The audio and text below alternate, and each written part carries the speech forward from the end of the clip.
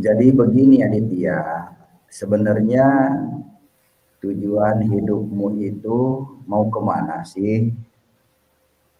Sedangkan Al-Quran sudah menunjukkan bahwa kitab yang dibenarkan oleh Allah adalah Taurat dan Injil, bukan hadis dan fikih.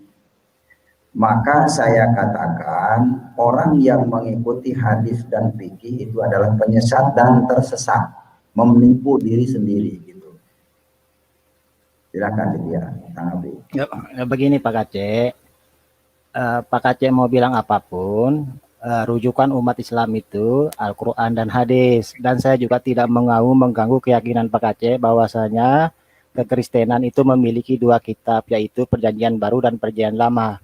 Dan saya juga tidak mungkin mengatakan Kristen jangan pakai Perjanjian Lama karena itu punya Yahudi. Kan tidak mungkin juga seperti itu. Kan sama halnya Pak Aceh itu jangan melarang kami menggunakan hadis karena itu kedua kitab itu rujukan kami Pak Aceh. Demikian kita adil di sini Pak Aceh. Oh, saya tidak melarang menggunakan hadis. Tetapi Pak Aditya, sebentar, mudah. Tetapi begini Aditya, apakah ada di Al-Quran nih, yang jadi pokok kan Al-Quran, apakah ada ayatnya di Al-Quran Muhammad itu masuk surga atau Muhammad akan menyelamatkan umatnya? Jadi kalau sudah tahu ayatnya di Al-Quran tidak ada bahwa Muhammad bisa menyelamatkan, untuk apa bangga-bangga dengan Muhammad? Itu saja, silakan. Di Al-Quran itu jelas dikatakan apa itu? Entar dulu ya. Barang siapa yang menaati Allah dan Rasulnya, ya maka mereka akan dimasukkan ke dalam jannah. Artinya apa? Yang mengikuti Al-Quran dan Sunnah itu tadi Pak Aceh. Itu simple keselamatan dalam Islam itu. Iya. Keselamatan dalam Islam itu mengikuti apa yang dibawakan oleh Nabi. Risalah-risalah Nabi itulah yang menyelamatkan dalam Islam. Karena dalam Islam itu tidak dikenal yang namanya konsep penebusan dosa. Sama dengan seperti di Perjanjian Lama itu bahwasanya anak tidak akan menanggung dosa bapaknya dan demikian juga bapak tidak akan menanggung dosa anaknya. Nah, jadi di sini kan hampir mirip-mirip dengan Perjanjian Lama kan bahwasanya keselamatan itu ada di tangan masing-masing. Seperti itu Pak Aceh. Baik, bukan masalah miripnya, bukan masalah mirip dengan Perjanjian Lama. Persoalannya, untuk apa kita membanggakan Muhammad, sedangkan Muhammad tidak bisa menyelamatkan umatnya? Adakah ayatnya Muhammad akan menyelamatkan umatnya? Coba ada enggak? Jadi supaya publik dengar nih. Kalau ada keselamatan di dalam Muhammad, pasti banyak orang yang mualaf. Tapi kalau tidak ada ayatnya bahwa Muhammad akan menyelamatkan, pasti yang mualaf balik lagi, jadi pada murtad lagi. Begitu dia. Oh banyak Pak Aceh. Masalah keselamatan dalam Islam itu banyak Pak Aceh. Enggak, Rasul yang disebut Rasul itu, Rasulnya itu siapa namanya? Karena Rasul itu banyak. Begini Pak Aceh, ini salah satu keselamatan. Salah satu keselamatan dalam Islam itu di dalam Quran surat An-Nisa ayat 80. Di situ jelas dikatakan menaati Rasul dan mengikuti jalan hidup atau sunnahnya niscaya akan mengantarkan seorang kepada jannahnya Allah Subhanahu wa taala. Karena siapa yang mentaati beliau berarti pasti mentaati Allah. Maka Allah firmankan, barang siapa menaati Rasul Muhammad maka sesungguhnya berarti dia telah menaati Allah.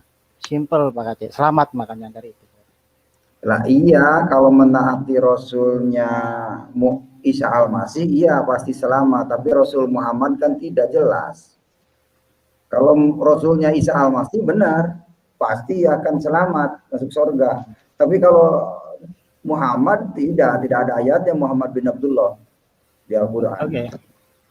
Gini, saya tambah satu ayat lagi ya, masalah keselamatan dalam Islam itu di dalam Quran surat 40 ayat 40, dan barang siapa mengerjakan amal saleh baik lelaki maupun perempuan sedang ia dalam keadaan beriman maka mereka akan masuk surga, mereka diberi rezeki di dalamnya tanpa hisab. Terus yang kedua, kalau kita bicara konteks Nabi Isa, Nabi Isa itu diutus hanya untuk ke Bani Israel, baik itu di kitab Anda maupun di Al-Quran, itu jelas. Nabi Isa itu diutus tidak kepada semua bangsa, tetapi hanya kepada Bani Israel, dan itu jelas, tidak bisa dipungkiri itu, dan tidak bisa dibantah. Aditya, kamu belum jelas-jelas yang Bom jelaskan ya kemarin. Lupa ya? Apa, Bom? Aditya? Ya, bagaimana, Bom? Kamu lupa ya yang kemarin Bom jelaskan? Apa itu?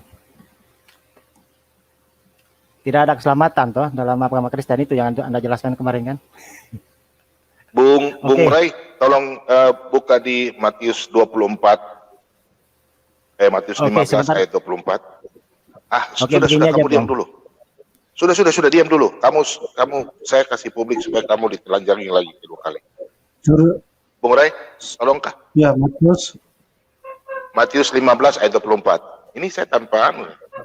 Kamu kan bilang Matius 15 Yesus hanya 24. menyelamatkan bangsa Israel. Nah. Lupa dia. Jawab Tuhan Yesus, aku diutus hanya kepada domba-domba yang hilang dari umat Israel.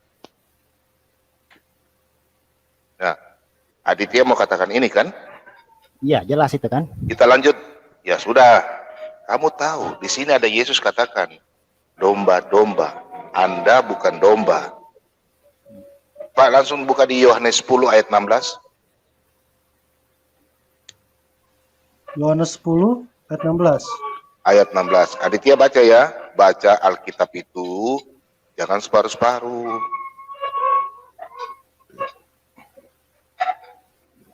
Sudah, Pak.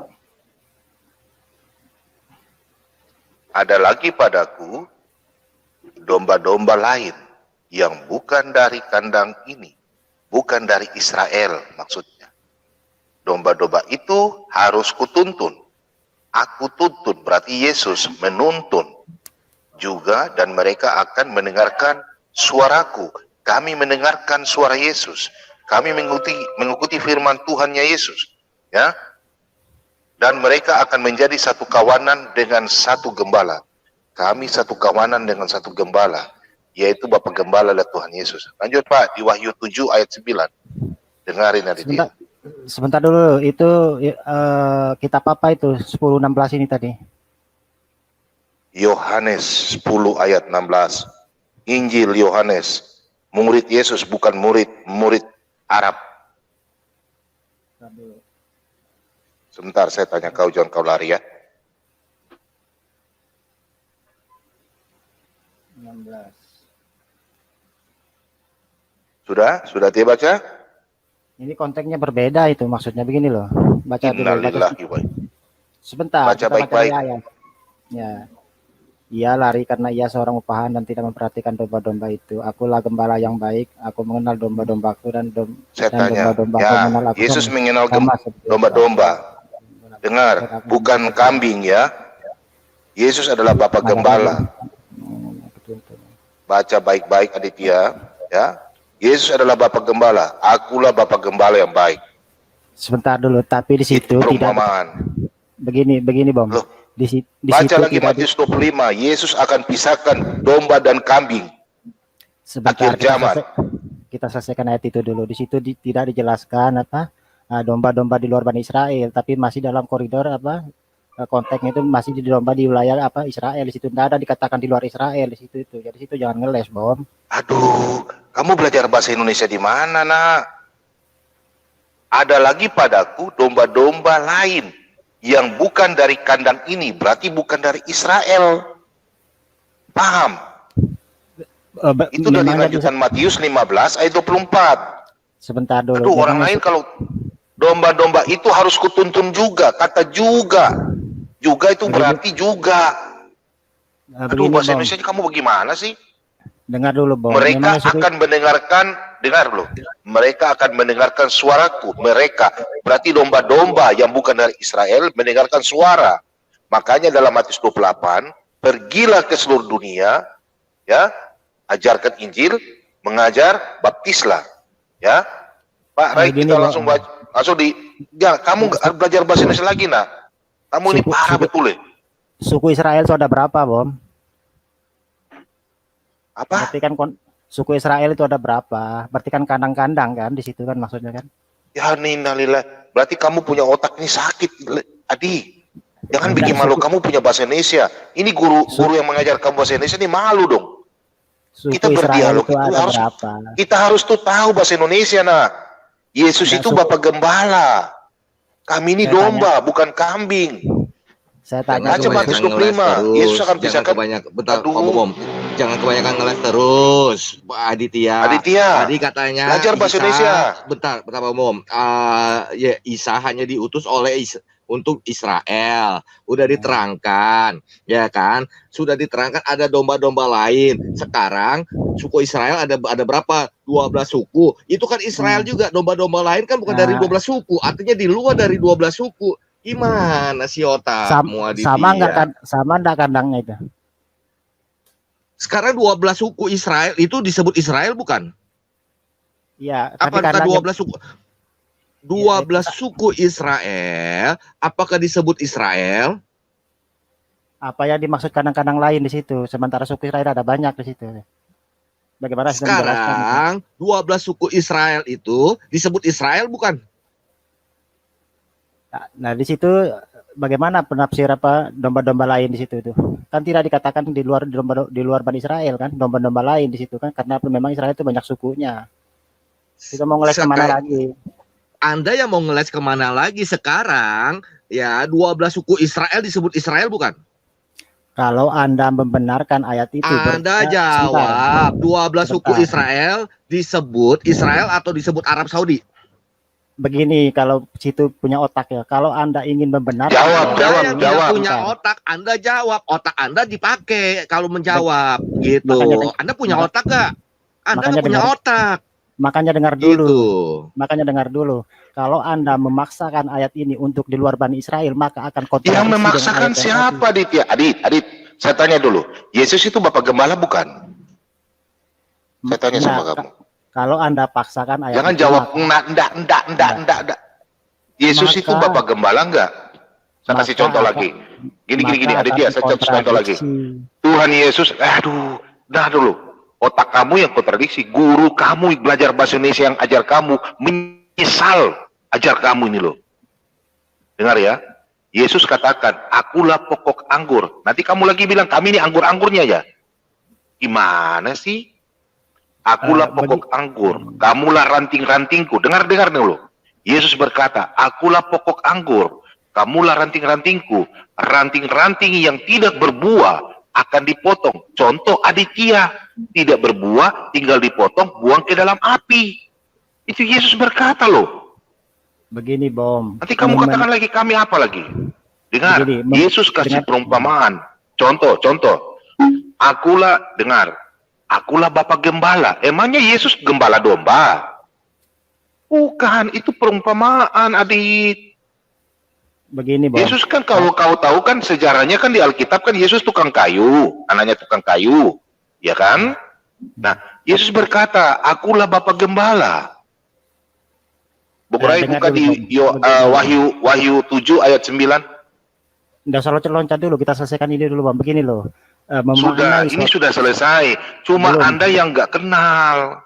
Belum selesai. Ini guru kamu bahasa Indonesia ini, gini Aditya. Kamu itu buka hati, jangan keraskan hati, Aditya. Kalau kamu pintar, kalau saya gini Aditya. Kalau saya senang kalau berdialog sama orang yang pintar bahasa Indonesia. Kalau orang nggak pintar bahasa Indonesia, ngapain kita mengobrol? Mending kita berbicara sama orang luar negeri yang baru belajar bahasa Indonesia, mereka mengerti. Anda ini orang Indonesia, bagaimana kok nggak bisa mengerti bahasa Indonesia? Bentar, Bom. Coba Aditya, baca sekali lagi Aditya, kamu yang baca. Coba dibaca Aditya. Makanya dengar dulu penjelasan, jangan pakai sendiri, biar situ dapat ilmu. Begini loh, memaknai apa yang kamu jelasin Aditya, kamu baca aja. Cukup kamu membaca aja. Silakan baca aja. Kasih kesempatan saya ngomong dulu. Begini loh, memaknai suatu ayat itu. Jika ada ayat pertama mengatakan, aku diutus hanya kepada domba-domba Bani Israel, maka itu ayat itu harus dipatenkan dulu gitu loh. Ketika ada ayat lain mengatakan sesuatu yang rada ambigu, maka harus dikonfirmasi dengan ayat pertama tadi gitu loh, agar apa, tidak bertentangan satu sama lain. Begitu cara menafsirkan dari ayat satu dengan ayat yang lainnya. Kalau Anda memaksakan ayat tadi itu untuk apa, di luar Bani Israel, maka otomatis akan kontradiksi. Seperti itu cara berpikirnya, bro, ya kan? Nah, ayat di yang pertama tadi, dia diutus saja kepada domba Bani Israel, itu jelas terang ayatnya. Nah, makanya ketika ada ayat yang mengatakan kepada kandang-kandang yang lain, ya tidak bisa. Kamu belajar bahasa Indonesia lagi yang baik, Aditya. Kamu kalau ada di sini, saya bisa kasih makan kamu daging babi. Minta maaf ya, biar mulut kamu belicin sedikit. Bentar Pak Bom. Dikasih ajar bahasa Indonesia nggak ngerti. Ya Pak Rey, saya ada kirim di WA, bisa tolong ditampilkan Pak. Aditya ngebohong gitu, bahwa tidak ada penebusan dosa dalam iman dia. Tolong diiniin di yang dari WA itu Pak Rey. Gitu. Sebentar. Yang dari dia Saya kebanyakan tes dustanya dulu. dia. Sama menafsirkan Alkitab orang dengan senak udelnya dia. Saya tidak menafsirkan itu, saya cuma baca. Anda menafsirkan dengan seenak udel Anda gitu. Anda tidak bisa menafsirkan. Nafsir gundulmu, saya cuma baca gitu loh. Itu punya mata enggak sih? Domba-domba lain kenapa Anda bilang di luar daripada itu sama juga dengan Israel? Udah tahu dari Israel punya 12 suku. Itu adalah satu kandang. Kalau ada dari kandang lain, domba-domba lain adalah dari luar Israel. Anda yang menafsirkan itu dari Israel juga. Gitu. Ada enggak? Ada di situ dikatakan di luar Bani Israel. Cuman dikatakan itu kandang-kandang lain loh, bukan di luar Israel. Situ bisa baca apa enggak sih? Di situ bisa baca gak kandang-kandang di luar, di kandang-kandang lain itu apakah juga di dalam Israel juga? Udah tahu 12 suku itu Israel. Gitu. Apakah 12 suku di situ disebut di luar daripada Israel? Anda punya otak gak sih? Gitu. Apa otak Anda nggak ada? Ini Alkitab kita orang punya, jangan Anda yang menafsirkan. Gitu. Udah jelas-jelas di situ ditulis ada kandang lain gitu. Pak Rey tolong dibacakan Pak Rey dan tolong di-mute ya. Tolong di-mute ya, tolong dibacakan itu Pak Rey yang ada penebus dosa. Sebenarnya kita pandai itu untuk bisa dibaca untuk semua orang enggak sih? Boleh enggak dibaca oleh semua orang kita pandai itu, atau hanya untuk agama Anda aja? Tolong jelaskan saya coba. Berarti agama Anda itu yang enggak universal kalau Anda mengatakan orang luar tidak boleh membaca. Aditya, sebentar ya, biar dijelaskan dulu ya. Satu persatu moderator saya ambil alih supaya nggak ada yang ribut. Ya, mungkin Ibu Aubrey bisa baca. Baik, saya akan bacakan ya. Kelihatan Pak. Baik, saya akan bacakan. Telah menceritakan kepada kami Abu Bakar bin Abu Syaibah. Oke, ini according ya. Dia berkata, Rasulullah Shallallahu Alaihi Wasallam telah bersabda, pada hari kiamat kelak, Allah Subhanahu Wa Taala akan menyerahkan seorang Yahudi ataupun seorang Nasrani kepada setiap orang Muslim. Jadi pada hari kiamat kelak, Allah Subhanahu Wa Taala akan menyerahkan seorang Yahudi ataupun seorang Nasrani kepada setiap orang Muslim. Kemudian Allah Subhanahu Wa Taala berkata, inilah penebusmu dari siksa api neraka. Itu. Silakan Pak Amin Wijaya. Aditya, ayo mau ngomong apa lagi Aditya? Ada satu lagi Pak Rey. Ada satu lagi Sahih Muslim. Nggak ada penebusan dosa. Gitu. Itu jelas ada ya di dalam hadis tertulis. Ini sepertinya sama nih Pak. Ya, tapi hadisnya berbeda. Jadi bukan hanya satu, ada beberapa hadis yang menguatkan ada penebusan dosa. Oke, sebentar. Dia berdusta dia. Jadi intinya dalam hadis tadi bahwa penebus dosa untuk orang Muslim itu adalah Allah menyerahkan orang Yahudi dan Nasrani kepada orang Muslim. Seperti itu. Tetapi yang saya bingung di Ar-Rahman 39 atau Ar-Rahman 31, jin justru dikasihi oleh Allah. Seperti itu ya Pak Aditya. Silakan Pak Amin Wijaya. Iya Pak, yang Sahih Muslim itu nanti ditampilkan lagi aja ya, 4 berapa tadi? 4 berapa itu saya lupa itu tadi tuh. Oh, 4969. Sahih Muslim 4969 itu jelas juga sama penebusan dosa gitu. Nanti Pak Rey bisa tampilkan lagi Audrey. Jadi dia berdusta. Sudah Pak di layar. Oh sudah ya, ya sudah. Audrey bisa baca kali. Jadi ada penebusan dosa. Baik, saya bacakan kembali ya. telah menceritakan kepada kami Abu Bakar bin Abu Syaibah juga nih according juga ya. Dia berkata Rasulullah Shallallahu Alaihi Wasallam telah bersabda pada hari kiamat kelak Allah Subhanahu Wa Taala menyerahkan seorang Yahudi ataupun seorang Nasrani kepada setiap orang Muslim. Kemudian Allah Subhanahu Wa Taala berkata, inilah penebusmu dari siksa api neraka. Bisa-bisanya Allah lucu juga ya. Silakan Pak Amin Wijaya. Ya, oke, jelas ya ada ya, gitu. Orang Yahudi dan Nasrani jadi penebus dosanya. Nah, Itu bukan begitu, lanjut. itu maksud ayat itu ada dalam Islam seperti itu begini. Boleh saya jelaskan itu? Silakan Anda jelaskan. Gini. Kalau di dalam apa itu Quran surat 2 ayat 123 itu jelas dikatakan, dan takutlah kamu kepada suatu hari di waktu seorang tidak dapat menggantikan seorang lain sedikit pun dan tidak akan diterima suatu tebusan daripadanya dan tidak akan memberi manfaat sesuatu syafaat kepadanya dan tidak pula mereka akan ditolong. Itu jelas ayat itu tuh. Dan masih banyak lagi di Quran surat 31 Quran surat 3 ayat 91 juga berbicara hal yang sama. Demikian di hadis Sahih Muslim 4969 jelas itu berkata hal yang sama, bahwasanya tidak ada dosa tebusan dalam Islam. Maka hadis yang Anda lampirkan ini harus ditakwil, Bos. Karena apa? Kalau Anda menganggap ini suatu penebusan dosa, maka akan bertentangan dengan Al-Quran. Maka dalam Islam itu ada yang namanya ilmu takwil. Artinya begini, yang dimaksud penebusan dosa di situ memang ada dalam Islam itu begini. Jika saya semasa hidup di dunia ya, ada orang yang menzolimi saya gitu, sering mencurangi saya dalam hidupnya. Nah, sementara dia ini rajin sholat, rajin bersedekah, nanti kan, ketika dia meninggal, saya meninggal, maka kebaikan dia itu akan saya ambil karena dia selama hidup dunia itu telah banyak menzolimi saya. Itu seperti itu takwilnya hadis yang Anda lampirkan itu, Bos. Seperti itu. Karena apa? Kalau Anda mentakwil bahwasanya ini penghapusan dosa, maka akan bertentangan dengan ayat Al-Quran yang saya bacakan tadi. Simpel aja sih penjelasannya, sampai muter. Baik, lalu untuk apa ada malaikat Raqib dan Atid? Mengapa Allah menjadi melimpahkan penebusan itu untuk kaum Yahudi dan Nasrani? Untuk apa ada Raqib dan Atid? Untuk apa juga kaum Muslim itu percaya adanya hari penghakiman? Silakan. Itu konteks yang berbeda lagi, Mbak. Itu sudah melebar kemana-mana gitu. Sekarang kita kembali ke topik. Berarti kamu tidak berani menjawab. Dusta dia. Orang itu hadis nggak ada ditulis ditakwil kemana itu jelas kok tulisannya.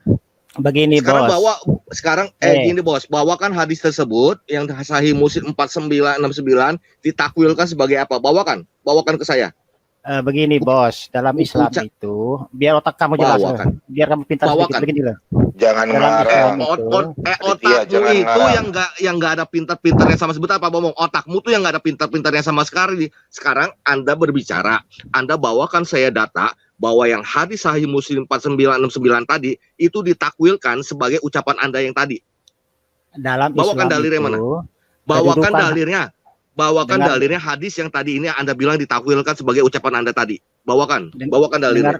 Dengar dulu, dalam Islam itu apabila hadis bertentangan dengan Al-Quran maka dia akan tertolak. Itu pahami satu. Kenapa? Karena otoritas yang tertinggi itu Al-Quran.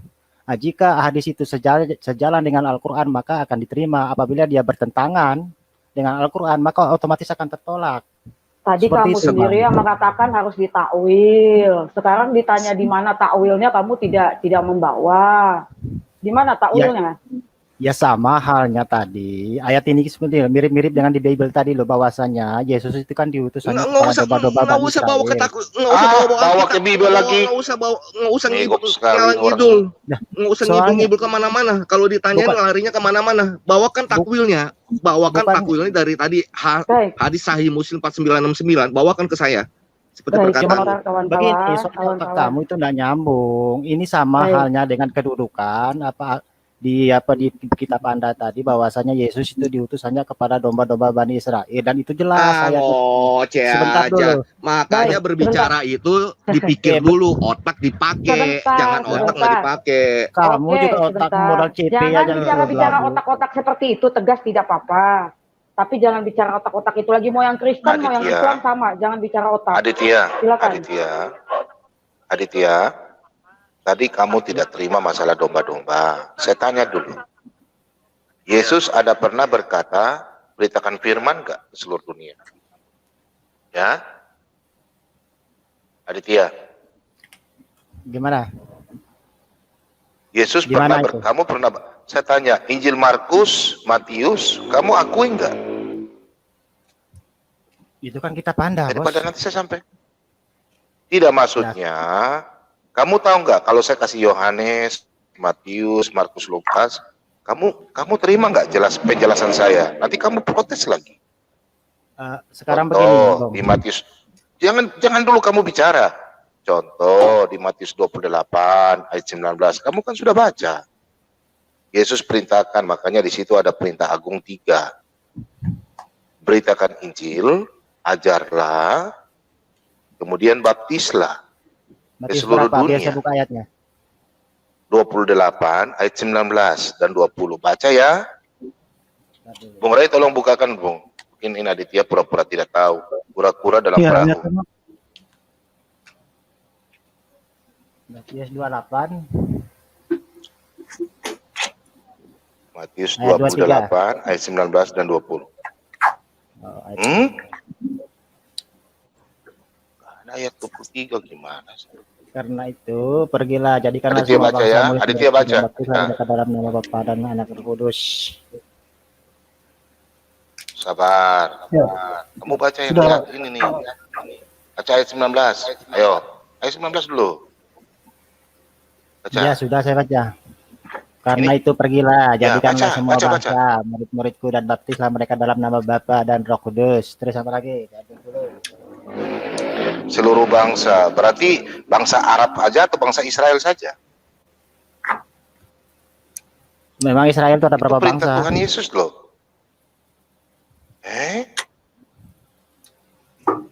Seluruh bumi ini ada berapa bangsa? Otakmu saja ada berapa bangsa?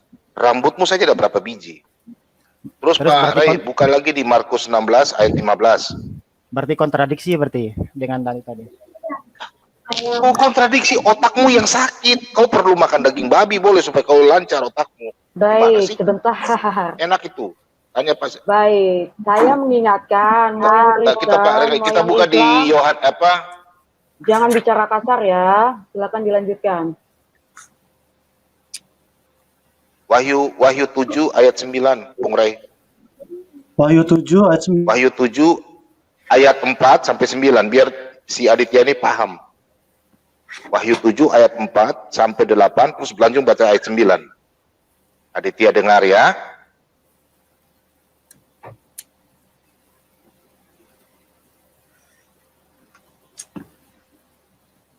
Ayat 4 lanjut terus sampai ayat 9. Dan aku mendengar jumlah mereka yang dimeteraikan itu 144.000 yang telah dimeteraikan dari semua suku keturunan Israel. 12 suku Israel itu Aditya dengar.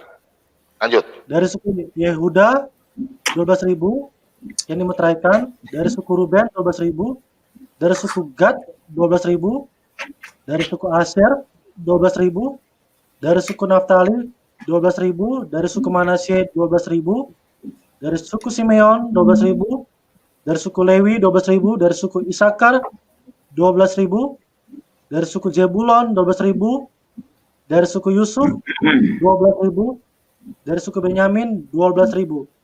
Kemudian daripada itu aku melihat sesungguhnya suatu kumpulan besar orang banyak yang tidak dapat terhitung banyaknya dari segala bangsa dan suku dan kaum dan bahasa berdiri di hadapan tahta dan di hadapan Anak Domba memakai jubah putih dan memegang daun-daun palem di tangan mereka. Amin. Aditya sudah baca kan? Sudah paham. Sekarang giliran saya bertanya. Tuh. Sekarang Untuk giliran suku saya bom mana itu? bertanya sama you. Saya udah jawab ya. Enggak untuk suku bom mana itu? Saya Untuk suku Bom-Bom. Toraja. Saya suku Toraja. Saya bukan tinggal di bulan atau di planet. Saya tinggal di bumi. Seluruh bangsa. Aditya ya. Jadi kita nggak usah berdebat. Kita saling Itu yang masuk surga menjelaskan kan? supaya tercerahkan. Sekarang Pak KC, Tolong buka di surat Maryam 16. Saya mau tanya sama Aditya. Ini saya mau tanya. Ini menyangkut yang tadi. Mungkin Pak Aceh punya data kah? Aceh? Surat Maryam 19 ayat 16. Ya, saya mau tanya sama Aditya. Saya mau coba bahasa Indonesia kamu lagi. 19 Maryam ayat 16 ya. Iya, 19, 16, 17. ayat 16. Ya. Surat Maryam ayat 16. Saya mau Cerita tanya Aditya punya bahasa Muhammad, Indonesia. Kisah Maryam di dalam kitab, yaitu ketika dia mengasingkan diri dari keluarganya ke suatu tempat di sebelah timur dalam kurung Baitul Maqdis. Nah, Aditya, itu kisah Maryam diceritakan semua di Alkitab. Kenapa di sini di Al-Quran? Waktu Maria dan Yusuf pergi keluar dari kampung halamannya. Pertanyaan saya, Anda coba jelaskan pakai logika yang baik bahasa Indonesia. Kenapa di sini Muhammad yang menceritakan, Nabi Anda menceritakan, apakah Nabi Anda ada pada waktu itu? Di tahun 600 loh. Sedangkan Maria itu di tahun berapa? Yesus lahir itu di tahun berapa? Itu loh. Ini yang saya mau tanyakan Anda. Coba Anda terjemahkan ayat ini dulu. Saya belum jelas-jelas ini. Berarti pertanyaan Saya Anda nggak ngerti. itu, Kalau ya begini Bom, saya paham sih maksud Anda. Berarti pertanyaan Anda kan begini, kenapa Al-Quran yang datang terakhir kok menceritakan cerita yang sudah lama sebelum Nabi Muhammad lahir, kan seperti itu kan? Betul tidak? Tunggu. Ini kitab Anda yang menulis, bukan bom-bom. Dan ceritakanlah Muhammad dalam kurung kisah Maryam di dalam kitab Al-Quran ini loh. Dalam kurung Al-Quran. Yaitu ketika dia mengasingkan diri dari keluarganya. Keluar kampung loh. Pergi ke tempat orang lain loh. Ini kan cerita-cerita. Ini kan semua dari Alkitab. Kenapa ada di ayat Al-Quran? Gak ada di Al-Quran tentang cerita Isa. Berbuat apa nggak ada. Injilnya Isa aja nggak ada. Saya nggak pernah ceritanya Isa waktu menyembuhkan apa berbuat kasih, pelajaran-pelajaran waktu dia kecil nggak ada. Nggak ada. Ini nih ayat ini coba kamu baca baik-baik. Makanya saya tanya, ayat Alkitab aja kamu nggak ngerti bahasa Indonesianya, apalagi yang ini loh. Ini saya yakin 100%, bukan 100.000%. Guru bahasa Indonesia kamu nih, hari ini kalau dia nonton, dia sedih lihat Anda. Makasih. Begini Bom, Makasih, nggak usah begini dulu Bom, sabar. Menurut Bom itu, saya tanya dulu sebelum saya jawab, ya kan? Apakah Maryam yang ada di Al-Quran itu dengan Maria yang ada di kitab Anda itu, apakah Anda itu menganggap sosok yang sama gitu loh Bom? Biar kita di sini jelas diskusinya. Jawab dulu itu Bom. Begini, dengar. Saya tanya, yang Maryam ini diceritakan siapa? Maryam mana? Saya tanya Anda dulu. Saya tanyakan kitab Anda, bukan saya. Ini Maryam dijelaskan Maryam apa? Orang Arab atau orang Israel?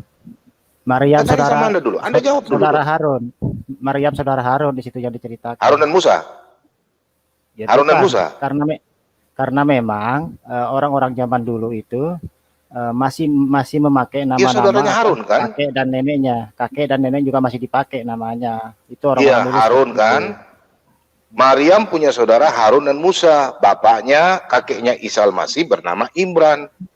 Nah, berarti Benar, jawab dulu sama enggak Maryam yang ada di Al-Quran dengan Maryam Saya tanya Anda, ini bukan saya. Di kitab Anda ini menjelaskan bahwa saya tidak menista, enggak, saya tanya. Kan di kitab Anda katakan cerita Maryam tersebut di dalam kitab Anda. Apakah ada diceritakan enggak? Kan aneh. Ya makanya saya tanya, Maryam ini orang mana?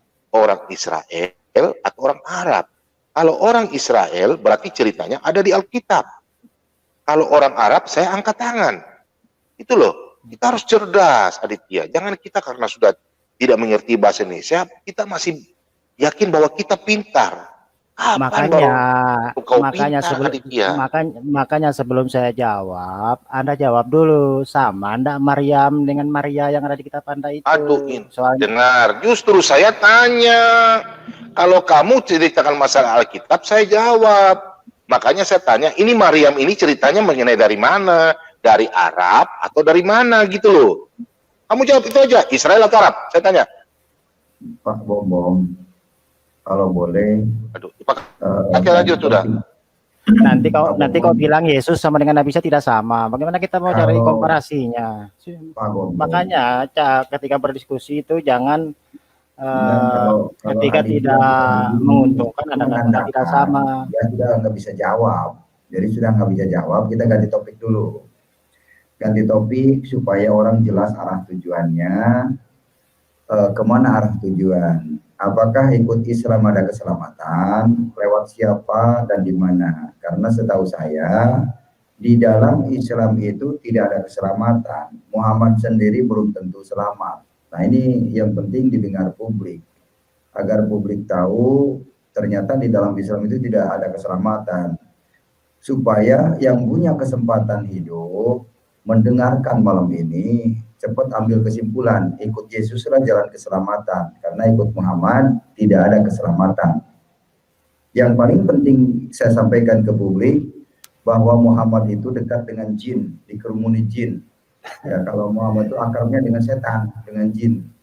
Ya, kalau Isa Al-Masih dekatnya dengan Allah. Makanya yang mendengar itu mau pilih yang ikut dengan Allah atau mau ikut yang dekat dengan jin. Ini ada pilihan pada saudara-saudara sekalian yang mendengarkan live para ini. Gitu ya. Jadi ganti topik ini. Muhammad ini bisa menyelamatkankah di dalam Islam supaya didengar orang luas gitu. Aditya Oke, ini Pak Aceh. Oke, begini Pak Aceh. Oke, kita ganti topik ya karena pertanyaan Pak Aceh juga sudah terlampau sering saya bahas ya. Ini sedikit ada yang mengganjil Pak Aceh sesuai dengan tema kita hari ini tentang nubuatan Nabi Muhammad ya. Tapi di sini saya akan mengambil rujukan yang berbeda gitu loh. Karena saya juga memang selama ini itu tidak mau mengangkat tema itu tentang nubuat Nabi Muhammad dalam Bible. Karena apa? Karena dulu-dulu saya kan sering diskusi. Saya kan tidak mau dikatakan, kenapa sih ngemis-ngemis dari Bible untuk mencari pembenaran Nabi Muhammad? Ya kan itu yang saya tidak mau.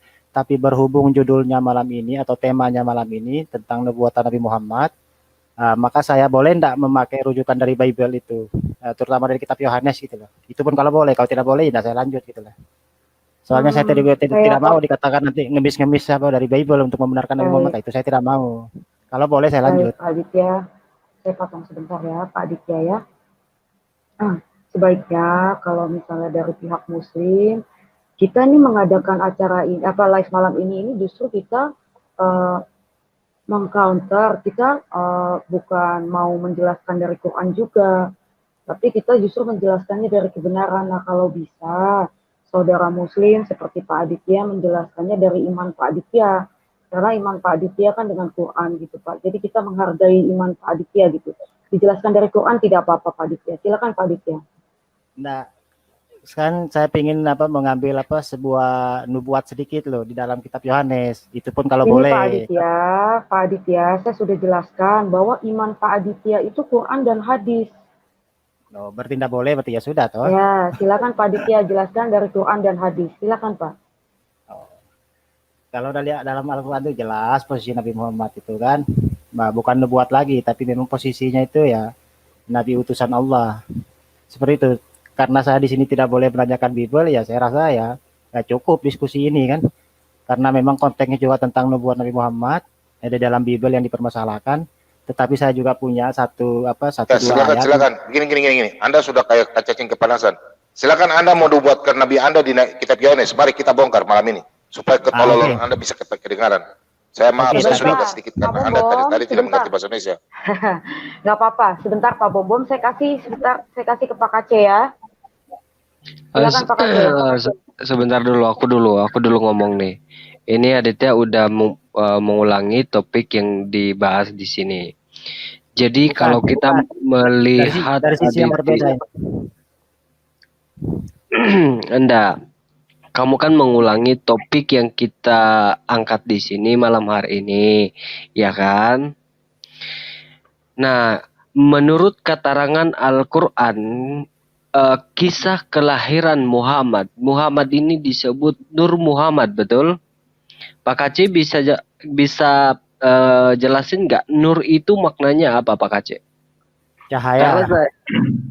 Nur itu cahaya. Iya, begini sudah. Kan kita ini kembali ke tema Sebentar tadi ya. Pak Kaci, Aditya sebentar. Nah, menurut keterangan Al-Quran, roh yang berasal dari Allah yang dikandung oleh manusia bukan Muhammad, tetapi Nabi Isa. Di dalam Al-Quranmu sangat jelas menyatakan, sedangkan Muhammad dilahirkan oleh Aminah dan ayahnya Abdullah. Mereka berhubungan seksual secara biologis. Sedangkan Maryam mengandung dari Roh Kudus dan firman Allah menurut keterangan Al-Quran. Di Maryam ayat yang ke-20 jelas bahwa Maryam ini tidak mempunyai suami, tetapi ia mengandung.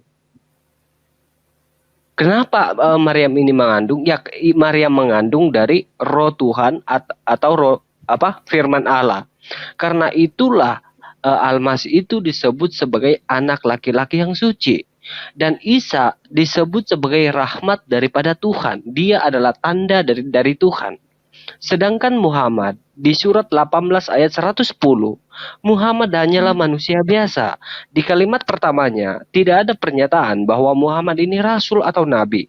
Tapi Muhammad dikatakan hanyalah manusia biasa. Sama seperti kita, lahir dari orang tua, dilahirkan secara biologis. Dengan kata lain, dilahirkan secara hubungan seksual antara laki-laki dan perempuan. Itu keterangan Al-Quran, Aditya. Jadi kalau bicara soal roh kebenaran itu adalah Muhammad, sangat gak nyambung dan tidak ada kolerasi di Al-Quran bahwa Muhammad ini adalah roh yang keluar atau yang diutus oleh Tuhan, yang ditiupkan ke dalam kandungan Aminah. Gak ada kolerasinya dan gak ada pernyataan seperti itu. Jelas di surat 61 ayat yang ke-6, Muhammad itu sudah dinubuatkan, katanya, kata Al-Quran, kata Allah.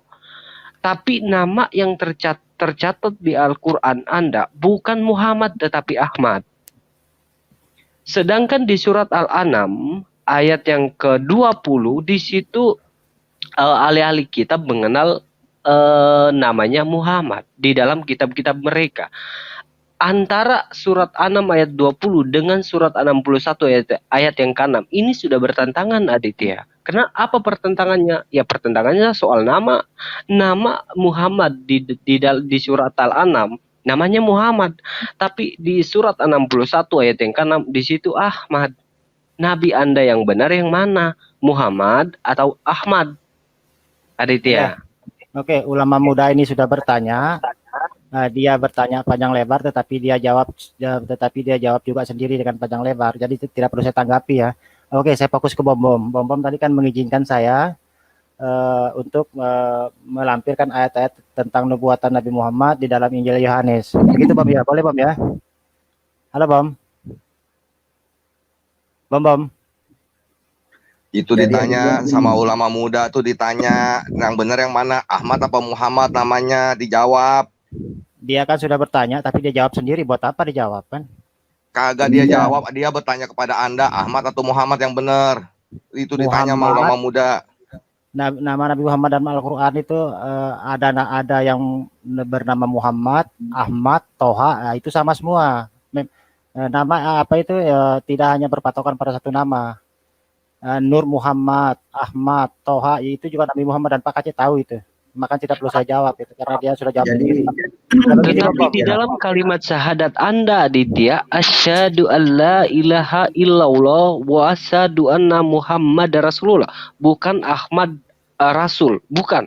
Sedangkan di Al-Quran Anda sangat jelas dikatakan Ahmad kan, bukan Muhammad kan. Sedangkan di surat Al-Ahzab ayat 40 di situ dikatakan Muhammad itu nabi penutup dan namanya Muhammad, bukan Ahmad tetapi Muhammad, Aditya. Ya sama juga sih, cuma permasalahkan nama Yesua, Yesus, Isa gitu kan Oke, sama. baik. Begini, Pak Aceh, silakan dilanjutkan Pak Aceh. Ya, begini Aditya. Bom Anda Bom, ini orang saya ingin sama Bom Bom aja ya, lebih berilmu sama Bom Bom itu. Begini Bom. Aditya, kamu ini orangnya puyeng. Nabinya tidak jelas. Ada Muhammad, ada Toha, ada lagi Ahmad. Anda ini kan bingung ini sebenarnya. Umat Islam ini kebingungan sekarang setelah dibongkar oleh Muhammad Kace di YouTube. Karena Ya, dulu sama. sudah terbiasa dibohongi oleh para ustadz. Ustadz yang ngebohongin seperti si Ya, Yahya Waloni, analoginya begini Pak Aceh. ya. Oke, begini saja Pak Aceh. Makanya Analoginya sekarang begini. ketika dibuka yang aslinya tidak jelas ajaran Islam ini. Yang jelas di Islam ini nabinya dekat dengan jin. Makanya para pendengar jangan mau mengikuti ajaran jin. Lihat saja kelakuannya ngebom, demo. Nah itu perilaku jin ya. Mudah Begini Pak Aceh. marah, mencari orang-orang murtad. Itu kan pengikut jin. Jadi supaya yang mendengar itu jangan tergoda dengan ajaran Islam. Islam itu nggak jelas. Islam itu tujuannya menuju ke neraka, bukan ke surga. Tidak ada ayatnya Islam masuk surga. Ya, Oke, analoginya begini Pak Aceh. Jangan panjang-panjang dulu. Begini, kita analogi tadi ya, Muhammad, Ahmad, dan Toha tadi ya. Sama halnya dengan Muhammad Kosman, Kece, Kace, ada juga yang memanggil kuclok kan, macam-macam seperti itu kan. Itu kan ya merujuk kepada oknum yang sama kan. Kosman juga Pak Kace. Sekarang dasarnya di mana Muhammad Toha, di mana dasarnya? Muhammad Ahmad itu dasarnya dari mana? Kok bisa menuju ke sana? Tiba-tiba ada kata itu di Al-Quran gitu. Kok loncat-loncat gitu. Ini yang mendengarkan kita ini ribuan. Dan bukan orang bodoh, Dit. Jadi tidak mudah dibodohi orang ini. Jadi makanya sekarang tsunami begini Aditya. Terbuka. Begini. Sebentar Pak Ulama Muda, satu persatu dulu ya, supaya jelas. Jangan ditumpuk. Silakan Pak Aceh. Di dalam Quran surat, begini Pak Aceh, saya jawab ya. Di dalam Quran surat Al-Saf itu jelas dikatakan ya, itu nama Ahmad itu ada, ya kan? Nah, sedangkan dalam nama Muhammad juga ada di surat apa itu? Surat As-Saf ayat 6 juga ada itu nama Muhammad. Begitu Pak Aceh. Jadi lengkap di situ. Oke Aditya. Begini Aditya. Di Al-Quran tidak ada yang namanya Muhammad bin Abdullah. Satu. Yang kedua, di Al-Quran tidak ada namanya Muhammad Sallallahu Alaihi Wasallam, tidak ada di Al-Quran. Yang ketiga, tidak ada namanya Ahmad bin Abdullah. Jadi yang diajarkan oleh para ulama itu semuanya ngaco semua, tidak ada di Al-Quran. Jadi mengada-ada saja. Ini saya jawab Pak Aceh. Ya. Oke, saya jawab begini Pak Aceh ya. Oke, dengar baik-baik Pak Aceh ya. Saya akui memang di dalam Al-Quran itu Nabi Isa atau apa? Oke lah, mau saya bilang atau Yesus yang nanti dikomplain saya. Nabi Isa itu diceritakan lengkap dengan ibunya Siti Bunda Maryam ya. Itu satu perlu dicatat. Nah, sementara Nabi Muhammad tidak pernah dimasukkan nama ayahnya, ibunya, istrinya maupun keluarganya. Karena apa? Di dalam Al-Quran, walaupun nama Nabi Muhammad disebutkan hanya 4 kali, Ahmad dengan Muhammad hanya 4 kali, ya, itu pun masih ada tuduhan bahwasanya Nabi Muhammad Al-Quran itu karangan Nabi Muhammad, ya kan? Nah, bagaimana jika nama Nabi Muhammad, ya maksud saya begini, bagaimana jadinya jika semua keluarga Nabi Muhammad itu dimasukkan atau dicantumkan dalam Al-Quran, maka tuduhan-tuduhan bahwasanya Al-Quran itu dibuat atau dikarang oleh Nabi Muhammad, maka akan sangat gencar sekali gitu loh. Padahal kita ketahui nama Nabi Isa itu 24 kali disebut dalam Al-Quran. Nama Nabi Muhammad cuma 4 kali gitu loh. Cuma sedikit. Itu menunjukkan bahwasanya Al-Quran itu murni wahyu Allah dan tidak ada kepentingan Nabi Muhammad sedikit pun di dalam itu. Itu poinnya di situ Pak Aceh. Makanya nama orang tuanya tidak dimasukkan. Nama Oke, istrinya begini nama istrinya Aditya. tidak dimasukkan. Udah, Aditya udah. Begini, justru Isa Al-Masih itu sebelum lahir ke dunia tertulis diceritakan di surat 21 Al-Anbiya ayat 91 sebelum lahirnya. Kemudian ketika sudah lahir jadi terkemuka dunia akhirat dan didekatkan kepada Allah, jelas ayatnya di surat 3 Al-Imran ayat 45. Dan kembalinya kepada Allah pun sudah jelas di surat Al-Imran ayat 55. Jadi arahnya Isa Al-Masih itu jelas, nabi yang agung, nabi yang mulia, dan kembalinya kepada Allah. Sedangkan Muhammad asal usulnya tidak ada, terus kehidupannya tidak disejarahkan, hanya sejarah perang, dan perang. Kemudian matinya juga dijelaskan masuk neraka, begitu. Dan hidupnya juga dekatnya dengan jin, bukan dekat dengan Allah. Jadi begitu. Jangan sampai kita tertipu dengan pengajaran Nabi yang dekat dengan jin, yaitu pengajaran Muhammad. Itu maksud saya. Jelas ya? Oke, begini, karena Pak Aceh ini terlalu pernyataan yang diulang-ulang, sekarang kita kembali ke tema aja tentang nubuat Nabi Muhammad. Saya ingin mengupas 2 ayat saja ya, kalau boleh ya. Tapi tolong jangan dituduh saya itu mengais-ngais Bible untuk membenarkan Baik, kenabian kalau Muhammad. untuk Boleh? ke topik, Pak Aditya, saya sudah ingatkan dari tadi, kalau untuk case topik, pakai Quran sendiri, Pak Aditya. Karena di dalam Bible itu tidak ada Muhammad. Kalau untuk topik ya. Oke, Iya. Mbak, terima Oke, kasih. silakan Pak Aditya. Silakan Nah, Pak Aditya. karena saya di sini tidak boleh membahas Bible, Biar maka aja, ya biar aja Aditya, lanjut aja. Gak apa-apa, di sini kan kita dialog. Nanti habis itu kamu kan mau membenarkan Alkitab, nubuat Alkitab. Nanti saya kasih tahu ayat, jangan kamu marah ya. Ayo sudah. Bongkar. Biarkan Ibu Abre, saya mau lihat dia. Ya, silakan. Ini Pak, Kamu benarkan bentar, kitab Pak Yohanes Bombom. kan? Oke. Pak Bombom saya luruskan. Mohon maaf sebelumnya, rekan-rekan. Karena Muhammad memang tidak tertulis dalam Bible. Jadi kalau untuk case topik, ingat ya saya bicara untuk case topik, itu kembali kepada kitab masing-masing yang diimani gitu Pak Bombom ya. Pak Aditya, silakan Maksud saya Pak begini Aditya. Ibu Abre, biar nanti yang penonton kan yang menilai. Biarin aja dia bicara, biarkan aja. Kan namanya kan orang ingin sadar. Jadi biar kita sadarkan, biar dia tidak bertobat, yang lain bertobat. Biarkan. Aditya masuk Maksudnya sudah. saya Saya supaya sampaikan. jangan ada keblunderan Pak Bombom. Tidak bisa Pak Bombom, supaya jangan ada keblunderan. Supaya jelas bahwa memang Muhammad tidak, itu maksudnya tidak tertulis begini, di dia dalam Bible bertanya, gitu Pak. Memang betul. Makanya kita mau lihat, biarkan saja dia ungkapkan apa yang dia punya keinginan. Nanti kan orang yang bisa menilai. Biarkan aja, Bu. Silakan Aditya. Biarin, saya mau tanya. Baik, Saya mau Pak tahu Ray, dia, apa bagaimana dia Pak Ray? bicarakan. Oke, karena Pak Ray, saya bagaimana? karena saya lebih menghargai Mbak Aubrey sebagai pemilik channel ini ya, pemilik yang diserahkan oleh Pak Yusuf Manubulu. Maka di sini berhubung Mbak Aubrey mengatakan kita meyakini kitab kita masing-masing. Artinya apa?